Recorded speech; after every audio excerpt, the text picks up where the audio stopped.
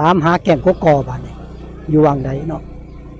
แกผู้เฒ่าก็เจ้าเป็นหยังคือเอิ้นมันจะเป็นภาษาที่ก็เจ้าเอิ้นแก่งนั่นนะแก่งแก่งไงเนาะแม่นแก่งกกอกวัดแก้งกกกอตำบลแก่งเค็งอำเภอกุดข้าวปุ้นจังหวัดอุบลนี่ครับทางเขายังเป็นถนนแดงอยู่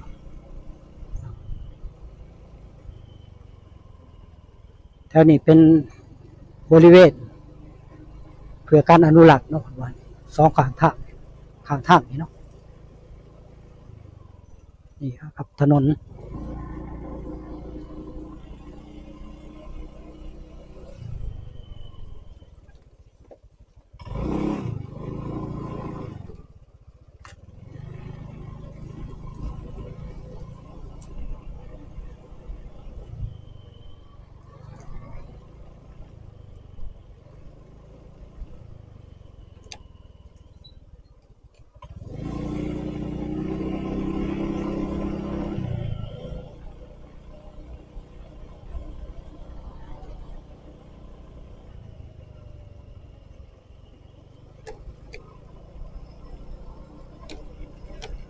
มาถึงฝั่งทางในจังหน่อยเนาะก็จะเป็นป่าสองข้างทางนิดหน่อยฝั่งนี้ก็เป็นป่าอยู่เนาะนี่ก็เป็นป่าอนุรักษ์เนาะที่เพิ่นเขียนไว้เนาะประกาศไว้เขามาตรงนี้มันสิเย็นอีหลี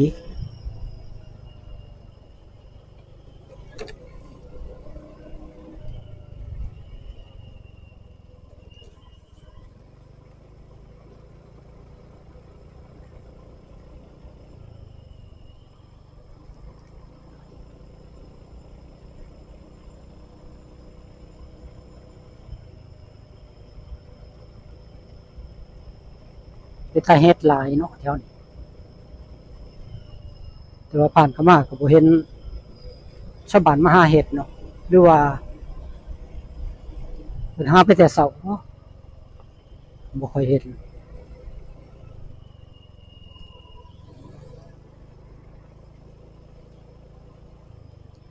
ที่สังเกตก็คือนี่เนาะข้างข้างข้างถนนฝั่งทางนี้หน่อยเพิ่นสิขุดเป็นบ่อคล้ายๆบ่อทิ่มขยะเนาะไว้เป็นช่วงเนาะนี่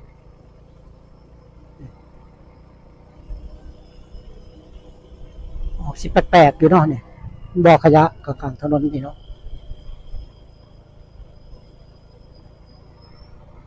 ขุดไว้เป็นช่วงไว้เนาะ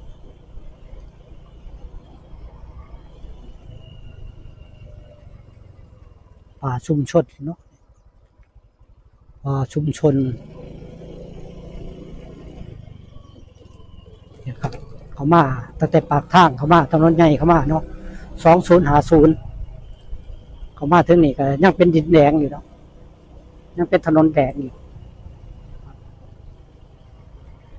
ตรงนี้เป็นส่วนยางเนาะ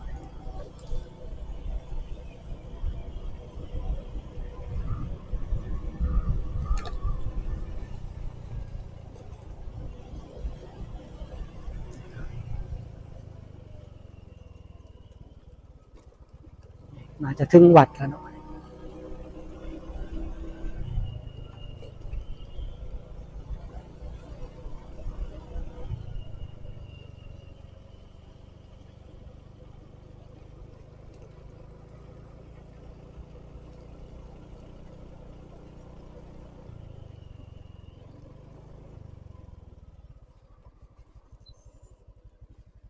นี่เนาะตัวนี้ก็สิเป็นมีหินมีอย่างนี้เนาะ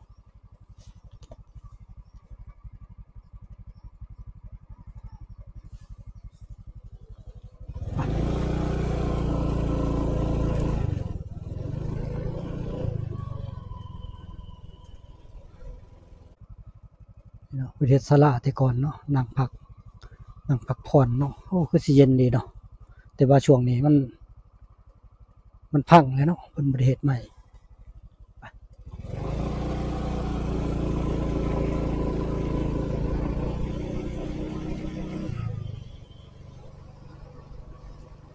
แก้งกกกอ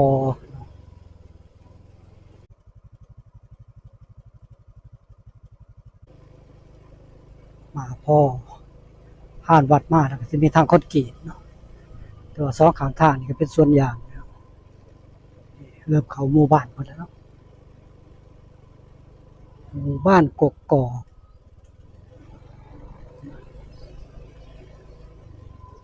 บ้านมีจักหลังคาเรือนวะเนี่ย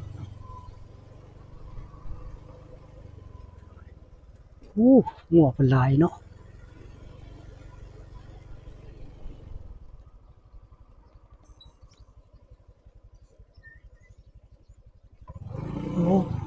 ท่านี่ก็เขาได้เนาะนี่มองได้เหือดพยาบาลเนาะ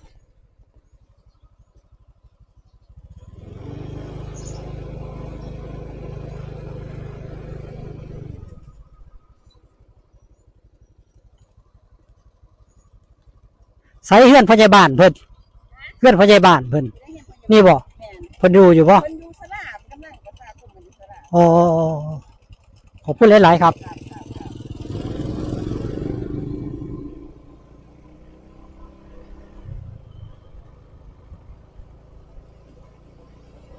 อยู่ศาลาเนาะ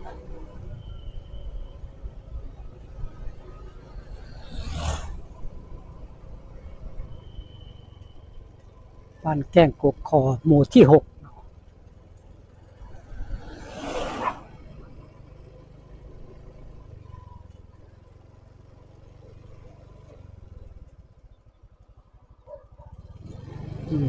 บ้านเพิ่น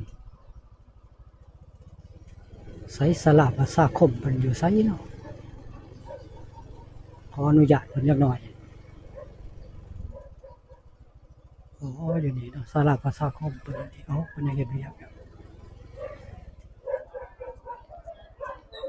ลงมาถามชาวบ้านกกอกเพิ่น เพิ่นทำจังได๋ก่อน ถ่ายวิดีโอลงเพิ่น บ้านกกอกนี่ได้ซื้อมาจากไหนนะครับ บ้านนี้ก็เฮาบ่ แก้งกกอกนี่มันได้ซื้อมาจากไหน ไปซื้อมาจากไอ้หยังก็แกง แก้ง บ่ตอนนั้นเป็นแกงเป็นตาเทียน อยู่ตรงไหนครับ มันสิอยู่วังแกงก็สิเอิ้นวังแกง อ้อมแก้ง ตรงขามกับบ้านเราน่ะมันสิมีเป็นแกงเป็นตาเทียนแม่นบ่ล่ะ ครับ บ้านนี้กุ๊กกอหลายเขาเจ้าก็เลยตั้งชื่อบ้านมาจากกันล่ะมีกุ๊กกอ มีกกอก เป็นแกงมันเหมือนกับว่าตาเทียนตา ไกลนะครับครับ เขาเลยเป็นแกงมีกุ๊กกอหลายเขาเจ้าก็เลยตั้งแกงกุ๊กกอ อ๋อ บ้าน ตอนนี้ยังอยู่บ่แก้งยังมีอยู่บ่ มีแต่แกงแต่ว่ากุ๊กกอมันบ่มี ก แล้ว กอก นั่นล่ะเป็นมาจังซั่นเขาเจ้าว่า เอ่อ เป็นแก่ผู้เฒ่าเขาเจ้าว่าเป็นหยังคือเอิ้นมันจะเป็นตาเทียนเขาเจ้าเอิ้นแกงนะ แก้งไงเนาะ แม่น เออ แกงกกอกแล้วผสมกับหยังเบิ่เลยแกงก็ได้เป็น ไปนี่ก็บ่ไกลปานใดเนาะ บ่ไกลประมาณ แต่นี่ขึ้นไปทางช่วงตามถนนนี่เป็นบ้านแก้งกกอกเบิดบ่ครับ แม่นจุดนี่มันก็สิต่อกับไอ้คุ้มค่ำ อ๋อจังหวัดคงคำ คุ้มค่ำ เจ้านี่เป็นผู้ใหญ่คือหยัง เป็นสารวัตร สารวัตรอ๋อสารวัตร กำนัน อ๋อสารวัตรกำนันเนาะก็ขออนุญาตถ่ายเลยเด้อตอนนี้เด้อ ครับ ขอถ่ายไว้ทั้งหมดนี้ล่ะครับขอบคุณหลายๆครับ ครับผม ครับนี่ล่ะสารวัตรกำนันเพิ่นมาให้ข้อมูลเนาะบ้านแกงกกอกโอ้ลมลื่นดีขนาดเนาะเพราะว่ายังเป็นป่าไปยังอยู่เนาะลื่นดี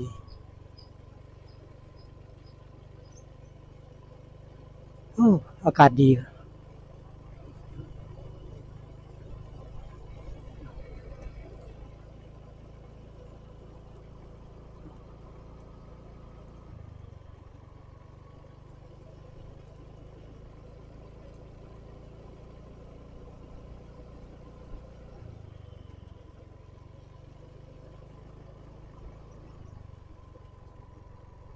เขาท่าหมู่บ้านเพิ่นอากาศดีขนาดเนาะแต่ว่าสวนยางหลายอยู่เนาะไฟมันสีลมลื่นน้ำสวนยางนี่บ้างเนาะ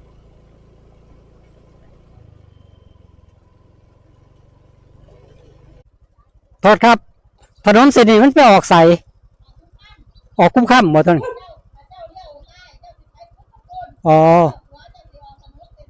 อ๋ออ๋อขอบคุณหลายๆเลยครับเด้อ ครับนี่เนาะภาคนี้คันถ้าไปทางนี้นี่ออกไปคุ้มค่ำเนาะบัดคุ้มค่ำเนาะบัดแต่ว่าเฮาสิไปทางนี้เนาะไปเบิ่งแก่งกกอก่อนตามหาแก่งกกอบัดนี้อยู่วังใดเนาะนี่เนาะหมู่บ้านชุมชนและมวลชนสัมพันธ์บ้านแก่งกกอหมู่6ตำบลแก่งเข่งอกุดกระปุ่นจังหวัดอุบลเนาะวันนี้ก็สิไปเลาะเบิ่งว่าที่มาซื้อบ้านเนาะบ้านแก่งกกอกเป็นจังไดเนาะกกอกมีบ่ตามหาเนาะอยู่ไสแก่งกกอกต้องตามหาให้เจอเนาะ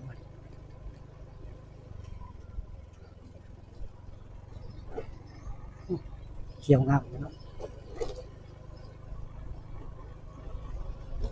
แก่งกกอกอันนี้ยังทันได้หวานตัวนี่ทางนี้เนาะมันสิดำเอาบ่เห็นแก่งกกอกเนาะตามหาที่มาของชื่อบ้านเนาะมันแก่งกกอกอยู่วังใด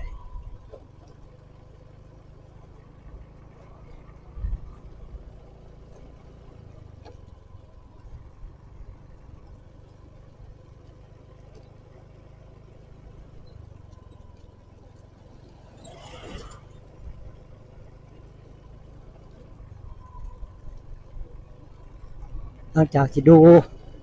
หมู่บ้านเพิ่นแล้วเนาะก็พาเบิ่งแก่งกกอกอยู่วังใดเพิ่นว่าทางโคกอันบ่สิมาถามบ้านเพิ่นคือบ่เห็นผู้ใดเนาะเหมือนเฮาเลยมาบ่บ่มีใครอยู่บ่เนาะ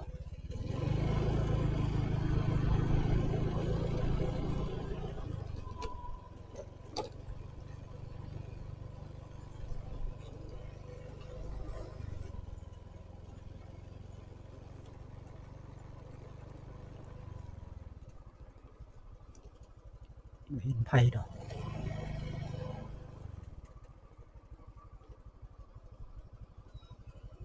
สิได้ถามเพิ่นจักหน่อยเนาะ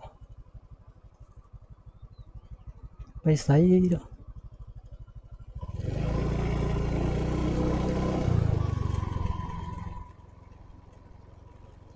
นี่บ่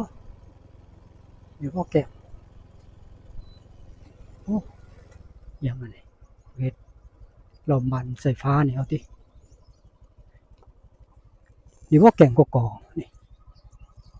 ว่าสิแม่นตรงนี้เอามั้งนี่เนาะไสชาวบ้านสิถามเพิ่นเนาะไปถามเพิ่นก่อน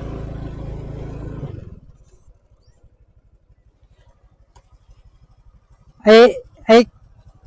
แก่งกกอกตรงไหนแก่งกกอก ผ่านมาล่ะ พระ ค่ะ หน้าอยู่ทางไหน นี่ล่ะนี่ขึ้นไปนี่แม่โดด เ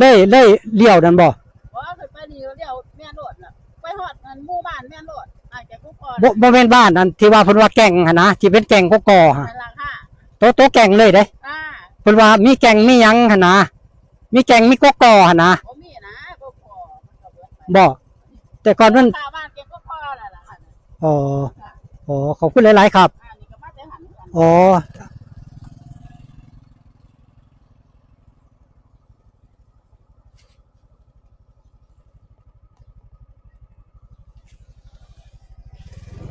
เอาเพิ่นว่าคือบ่มีนะเพิ่นว่า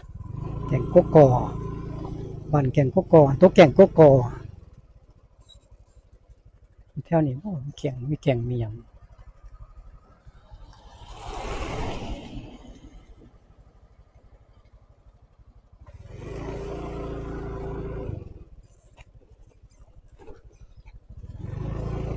บ่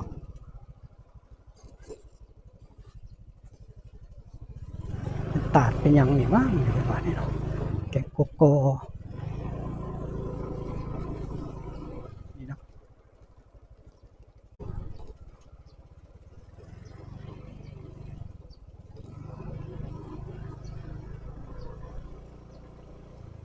นี่เพิ่นอันนั้นยังเซ็กเบ็ดอยู่เนาะ แก่กูก่อ อ๋อเขื่อนของแก่งกกอเนาะเพิ่นว่าแถวนี้ผมว่าเนาะก็สิแม่นตรงนี้อะเนาะนี่ แต่ว่าตอนนี้มันบ่เหลือแล้วเนาะกกอกกยังก็ได้สรุปแล้วก็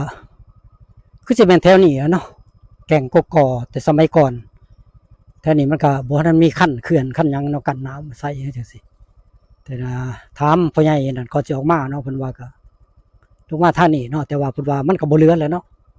สมัยก่อนนี่มันสิเป็นตาดเป็นอันนี้แล้วเนาะน้ำไหลลงมาน้ำคล้ายๆน้ำตกเนาะสมัยคุมื้อเรียกว่าน้ำตกแล้วเนาะแต่ตอนนี้เพิ่นมาขันมันยังไว้เบิดแล้วมันก็เลยเหลืออยู่เป็นห้องอยู่แนวนี้แหละครับนี่แหละครับคือสิแม่นเหลืออยู่แค่นี้แหล้วว่าถามไผก็บ่ฮู้เนาะสมัยใหม่สมัยเก่าพ่อใหญ่เพิ่นก็ว่ามันบ่เหลือแล้วเนาะมันเป็นที่เป็นอันนี้เบิดแล้วก็กกอกกยังก็บ่เหลือแล้วเพิ่นว่าตอนแรกก็ว่าสิเจอเนาะนำมาเบิ่งตามที่ล่องตามที่ชาวบ้านเพิ่นบอกอยู่ตรงนั้นเนาะว่ามันสิเหลือมาถามพ่อใหญ่เพิ่นว่าบ่เหลือแล้วว่าซั่นบ่มีแล้วว่าซั่นสมัยก่อนมันก็เป็นตาดเป็นอันนี้แล้วน้ำโตนน้ำนี่ละก็เลยเรียกแก่งก็มีกกอแต่ตอนนี้บ่เหลือแล้วเนาะก็ขีบมาเลาะบ้านแก่งกกอก็ได้พาเลาะเบิ่งบ้านแล้วเนาะบ้านเพิ่นก็บ่ใหญ่ปานใดดอกก็บ้านติดทางนี่เนาะติดทางย้ายไปนำทางนี่แล้วเนาะแล้วก็สิมาขอปิดคลิปไปตรงนี้ละเดี๋ยวคลิปหน้าค่อยเจอกันใหม่ครับ